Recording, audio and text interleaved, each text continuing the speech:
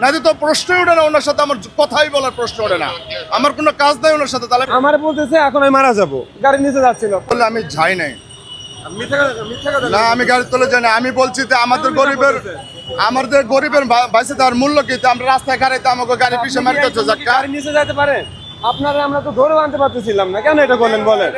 ওনারা কি মামলা দেওয়ার কারণে গাড়ি নিচে গেছে? আমার বলতেছে এখন আমি মারা যাব, গাড়ি নিচে যাচ্ছিল, পরে কি করব বাধ্যতামূলক। পরে আমি গেছি, আমার সিনিয়র স্যার ছিল, পরে আমরা দুজন ধরে এখানে নিয়ে আসছি।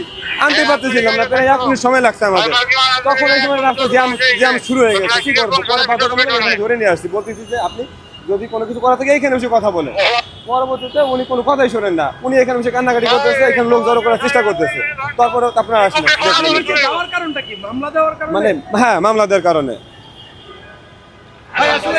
গাড়ির নিচে কেন গিয়েছিলেন? আমি গাড়ির নিচে যাই নাই, রঙে আসাটা কি আপনার ঠিক হয়েছে? আমি অন্যায় করছি বিধায় ওনার কাছে ভুল স্বীকার করছি। প্রথম যে কাগজ চাইছি, আমি কাগজটা সুন্দরভাবে দিয়ে বলছি স্যার আমি একটা ভুল করে ফেলছি, আমার আজকের বারের জন্য মাফ করে দেন, আমি একটা অন্য টেনশন আছি।